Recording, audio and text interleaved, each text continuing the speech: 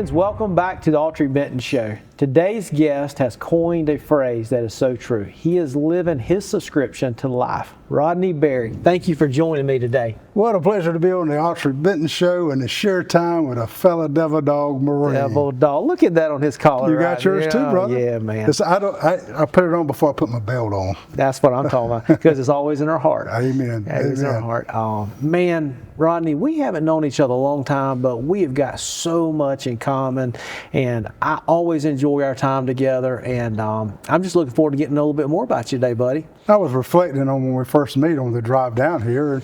A mutual friend had connected us, and I think you came over to the dry dock, one of our fine establishments in Marion County. We had some seafood that day. And good victuals there, brother. And what a delight, and we've been kindred spirits ever since.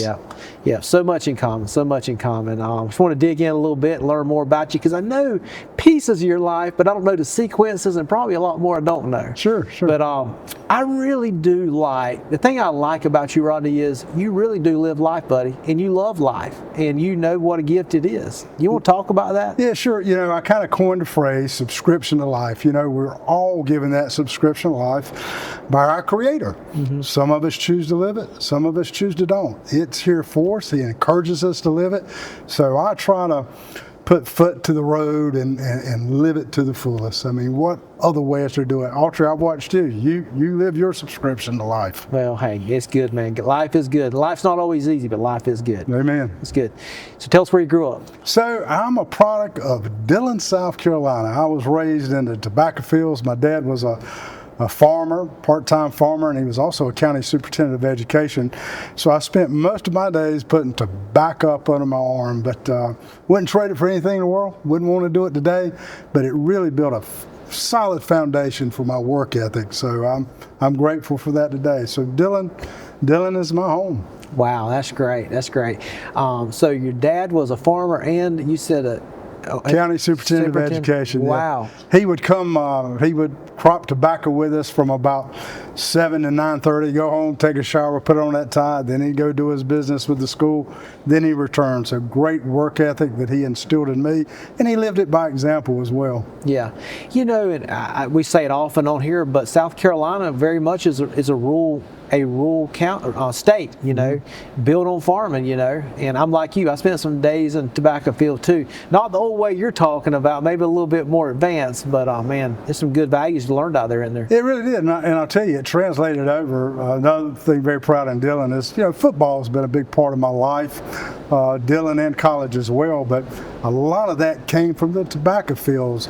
And because we have so many good football teams, Dillon High School, I know you're a high school fan, a lot of that really originated from guys coming out of the tobacco field straight to football practice. So there was a lot to learn in both of those endeavors. Yeah. Tell us about your mom a little bit. So my mom was a godly woman. She I posted on Facebook yesterday. I know this is a bit dated from Mother's Day, but she prayed for me every day of my life.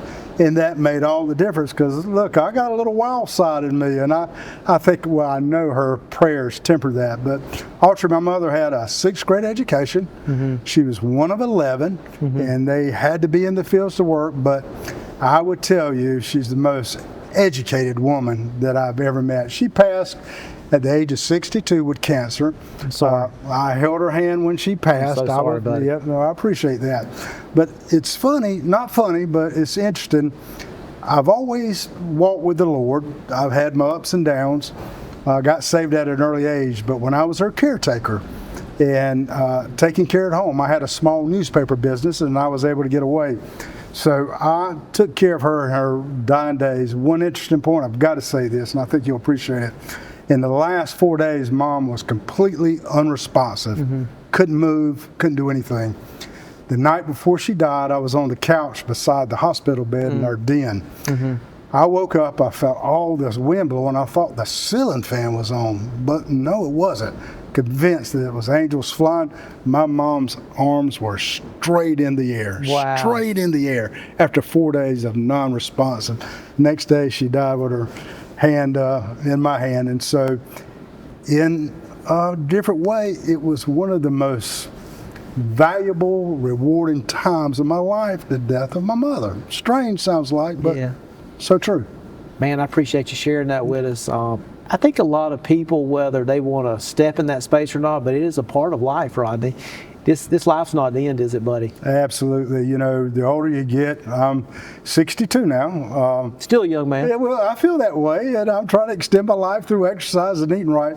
But, you know, I do see more and more of my friends exiting the earth. So how important is it to, back where we started, live that subscription to life? Live it, man, because if you don't, it will pass you on by. And you got to get the subscription to the next life, right? Amen, brother. The free gift. Oh, I couldn't have said it any better, Autry. Couldn't have said it any better. No doubt.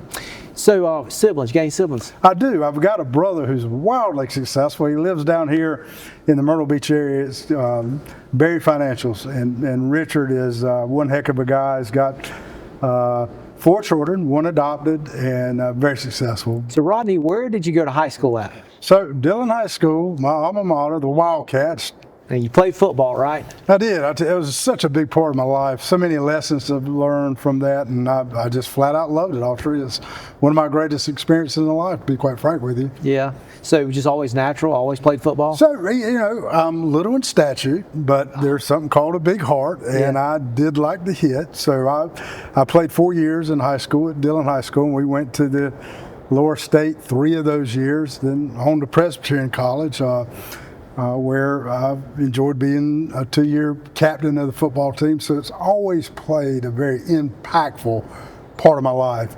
Relationships, but then just the lessons of the game. Yeah, but Dillon's always known to be tough, man. Who was your coach? So it started off with Coach Paul Chapman, who was a legend in the Dillon area. Of course, he's passed now, but coincidentally, Jackie Hayes, who superseded really all his winning numbers. Jackie and I actually played together when I was in 10th grade as a linebacker.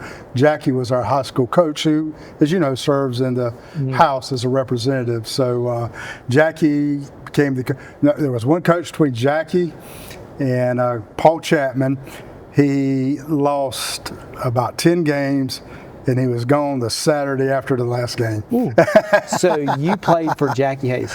We played together. We were teammates. Yeah, I got you. Good deal. Right. Yeah. You know, and I'm kind of jumping around a little bit. Sure. What made Jackie Hayes so successful in high school football? So, being a competitor. Jackie was a super competitor like me, really kind of small in stature, but he was a heck of a quarterback.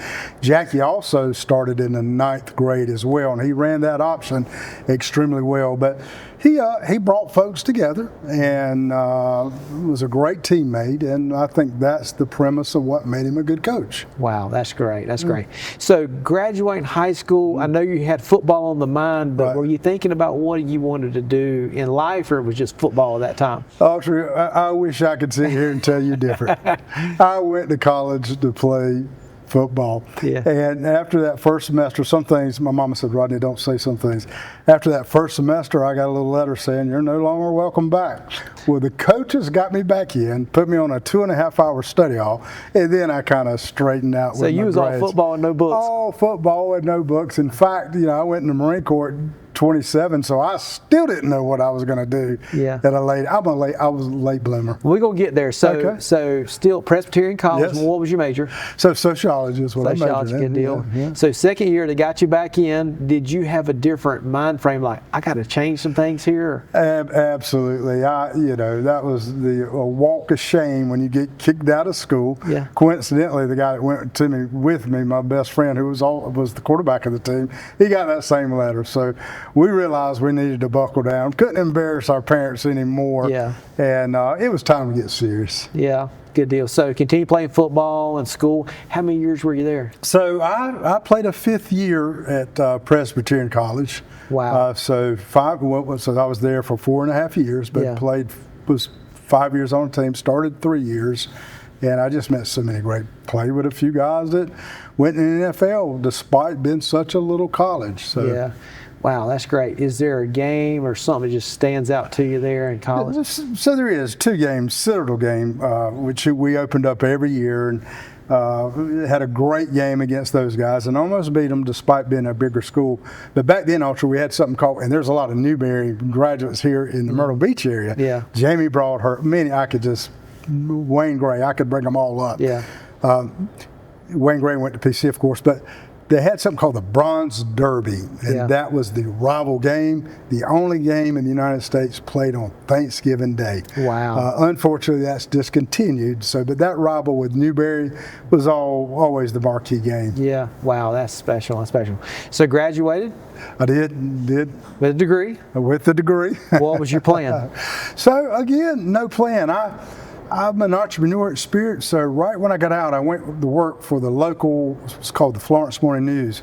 Worked there for about a year and felt like I was smart enough to do my own thing. Entrepreneurship was very natural. What were you doing to me. there? Selling advertising. Okay. Yep. And so I started my own paper in Dillon, South Carolina. Went back and started a newspaper, which was really successful. What was the name of it? It was called the Dillon County Shopper. Love it. And that was my interest. I got back in the newspaper business, but that was my interest in the Marine Corps. I sold that business, and this was during the time of the Gulf War. And I said, look, Rodney, let's travel the world, let's serve our country. And I was so enthralled by that war for all the right reasons. So despite having a degree, I enlisted. And so I was in the Marine Corps 3 weeks later for a period of 4 years, knowing I wasn't going to make it lifetime commitment, but I did want to serve, and it had to be the Marine Corps for me. Well, let's back up a little bit. Yeah. So, college education. Yeah. Great success in football. Right. Started a business. Yeah. Sold a business. Yeah. And the Gulf War happened, and you enlisted in the Marine Corps. Little unorthodox, and Autry, what I needed at the time, and I think the Lord implanted this into me, was a little humble pie. Okay. And so being 27 years old, going in the Marine Corps, the Marines served me up breakfast, lunch, and dinner, a good old portion of humble pie. Wow. Greatest, one of the best times of my life. Wouldn't trade it for anything in the world. I got you. And just knowing the Marine Corps, I got to ask this question. Was there a conversation with yourself, or like most people would have went and got a commission? Right. Why did you go the enlisted route? Tell me that process for you. Yeah, and so that was often asked to me when they learned my story. I wanted the quickest way to get in. Okay. I didn't. I wanted to go to Parasolid, and at the risk of sounding a little bit boastful, I'm not, because all this is God given. I went in and I graduated top of my class in the platoon, and then next thing I knew, I graduated top of my class in the company as honor man. So it was just a great experience, and I wanted to do the enlisted route. I knew I was only going to do 4 years, in and out, get back to the newspaper business, which Yeah. I did. But Autry, like our connection, Yeah. everywhere I go, that Semper Fi, that connection with Marines is about as best of a fraternity it is the best fraternity I've ever been in. Do Yeah. anything for a Marine. Yes. So you got any good boot camp stories? Oh man, none I can really share Sure, I with got you. you. And you understand that I do. because no rules barred. That's the real deal. That's the real You know, deal. I was older, more mature, and probably a little bit more physical than the rest of the Marines that I served with at boot camp, which gave me an edge, mentality and physically. But here to say, it was one of the toughest things I've ever been through. You ever hear anybody say anything different? Call them on it, because you know. I know, and I think some people. You're a great athlete. You can knock people over, but it's just a mental side to it too. Oh, I gosh. mean, it's that. It's hard to you, unless you've been there. You just don't know. It's all of it, all kind of together, and people just don't know how structured it is. I mean, you don't do nothing without structure. Am I right? Autry, funny quick story. So a lot of people turn to God in the Marine Corps, and this is why. The only time they're not in your face, I mean in your face and physical, is when you get that hour to go what they call chapel. Yep. So all the recruits turned into Christians on Sunday, and they went and got a little taste of the Lord for that 1 hour where you didn't have them in your face. Yeah, no doubt. You remember that, right? Oh, I do. And for our listeners out there, I want you to know, to be the honor man of your platoon and your company, that's an accomplishment. Well, thank you. I mean, the best of the best in any military service. We both probably biased, but Rodney, that's special, man. Yeah. You are the dude. Well, there. thank you. That was the tobacco field and the football field that did that, Autry. Yeah, wow, that's good. So, you enjoyed your military service? Oh, absolutely, 100%. And really, I enjoy it more now because you have so much in common. Always a conversation piece, and You know, when you meet a fellow Marine today, regardless if they're fresh out of boot camp or in their 80 or 90s, Yeah. always a great conversation, always. Yeah, and it taught me so much that's just with you. I mean, it ain't like you got to step back, it's just a part of you. I don't know if you feel like that or not. Autry, had you not wore that pin, and when we were sitting at Dry Dock Restaurant, Yeah. had I not known, I would have pegged you as a Marine. There's a certain demeanor. Yeah. We call it bearing. You remember the word bearing used quite often? I recognized it in you Well, I right appreciate away. that. Right away. I appreciate that. It's a special place. So, left the Marine Corps. What was your next steps? So when I got back out, I went to work for a little weekly paper for another year, and I said, you know, I know how to do this. So I went to Marion, city of Marion, where I currently reside now, and started another newspaper, which was very successful. Did that for a while, then started the most successful product that I'd ever been a part of, and it was called She Magazine. It was a woman's magazine, and we distributed like 30,000 copies throughout the PD. Probably one of the best magazines that has ever hit the area, and I can't take all the credit for that because my wife at the time was the face of the magazine, so we did really quite well. Then that's kind of when I got into politics and economic development, which really became probably my truest passion to date. I got you. Good deal. And so you went on to serve as mayor in. I did, and you know, funny story. I'd ran against Bobby Gerald, who was a marquee name in the city of Marion. He was the go-to guy, great mayor. Lost to him, very close race, and then wasn't going to run, and Bobby unfortunately passed away 2.5 weeks prior to the election. And I had some folks to come to me because they knew I was still interested. We had to mount a write-in candidacy 2.5 weeks before the election, and we won by 72% of the vote. And I stress we because so many people put that together. That wasn't me. I was just willing to do it. What was your biggest takeaway from serving Marion as mayor? As a mayor, you're the low man on the totem pole. If you ever lose sight of that, you've gone wayward. You're there. At the time, there were 7,000 constituents. So I was number 7,001. You take your orders from the folks.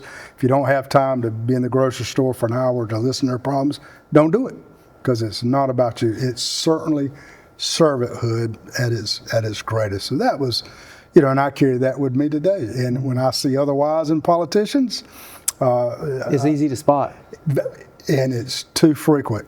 Yeah. And I've got a strong distaste for that. Yeah. Strong distaste. Wow. Man, that's so impactful. Man, servanthood, public service. We, you know, if it's done right, it is public service, right? Yes, sir.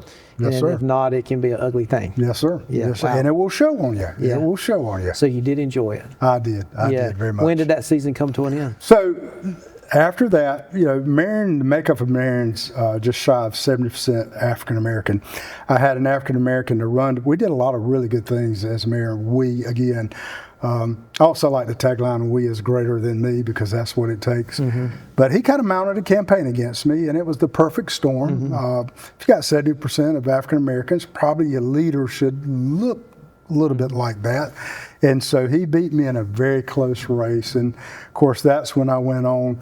Congressman Rice was looking for an economic developer. I had made a little reputation for myself, so I got that call right after the loss. And we met over in Conway for lunch. And next thing you know, I was the congressman's economic developer, which opened up multiple doors for me at that time. Tell me what that looked like. So, you know, it was great. It was such a you know, Congressman Rice, you know, I'll always say he was so good to me, and so I certainly stayed loyal to him. Some things we differed on, but you're going to differ on with everyone, but incredibly smart man. But it allowed me to do things for a larger area, you know, the congressional district, impact more lives, which living your description of life, you're going to impact lives, right?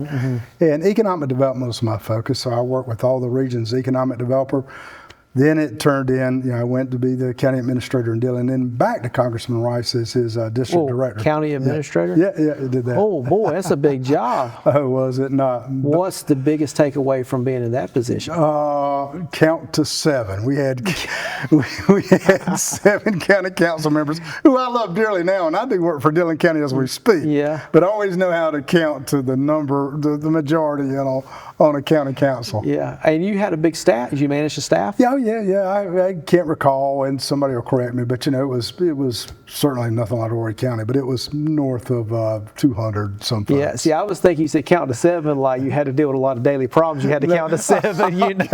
So I got you later there. So either way, it worked, right? That's right. That's Did you enjoy that? Oh, tremendously. I was back in my hometown of Dillon County, and we were making a lot of great strides. Reunited with so many friends, and did enjoy those county councilmen there. And when you make an impact where you laid your head once upon a time, what a difference! A lot of satisfaction in that. Great success. Tell me about the inlet port and the effect it has had on Dillon and the surrounding areas. I deem the inlet port to probably be one of the most impactful things in rural South Carolina. Dillon County contracts me now to do their economic development. That's my biggest gigs with Berry Strategy. And just about every one of my inquiries in terms of industry, the first topic is the inland port. It's just such a great asset. Your two greatest costs, of course, you know this, you're a businessman, usually is your personnel, your employees. And then second is moving your product in a lot of cases, especially for industry. And the inland port can really lower that movement of product. So all the inquiries come by way of the inland port. It's been, I don't like cliches, but it's been a game changer for Dillon County, but the region as well. We have Marion County, Marlboro County, Florence County, Sandy Davis over here in Autry County. I know she touts that at times, so it's a great regional project. On a very simple concept, explain to our viewers how it works, what it is. Sure. So, the Charleston Port, down in Charleston, probably our biggest economic driver in the entire, let me take that back, is our biggest economic driver in the entire state. So what you have now, anything unloaded Charleston could be directly railed to Dillon County, and rail is often cheaper. It's less deterioration on your roads. From there, it can be trucked to anywhere all over South Carolina. Likewise, you can bring your product, truck it into Dillon County, put it on a rail to go to Charleston, and it can be exported just about anywhere in the world. So it is such a great asset for us. I would dare say it is a game changer. Indeed. What is the biggest need of the PD right now, you would say? Relief, and relief from inflation. You can't go anywhere where you can't hear it. Gas prices is certainly a big culprit of that. But another thing, Autry, you guys have great success down here, but we're having problems inland with building homes. It's hard for me to understand how two young couples, two people as a couple, can afford a home today. So inflation, I think, is probably our biggest nemesis at this current time. I know a lot of efforts has been taken to relieve some of that, but in my day-to-day conversations, that's the predominant. Yeah, I do see some movement, and I certainly speculating. I mean, you know the PD better than I do. Florence is doing really good. They are. I've always said about Florence is always steady. It might not always be on fire, but it's consistent. Right. It's a great place. Yeah. A lot of growth in Autry. It's pushing westwardly. That's right. I do think, whether it's a good thing or bad thing, whether people want it or not, I do believe we're going to see Marion County develop with residential people. Do you see that? Absolutely. That's been the conversation for better than a decade, and this is my only warning toward that. And I agree with that, but we've been saying that for so long. Autry County's busting, right? Florence County's got great leadership, and lots happening there building. But here's the deal. Okay. We got to prep right now, not right now, but yesterday, for those infrastructure needs. Autry County's done a great job in recent years in doing that. But, perhaps decades ago, nobody anticipated all of this growth here. Even got a new congressional district. So the key in Marion County, Dillon County, and all these places in between is focusing on infrastructure now instead of playing catch up. Well said. And you were very gracious. We're behind in Autry County, have been behind, right. You know, so preparing. Do you see any movement towards preparation?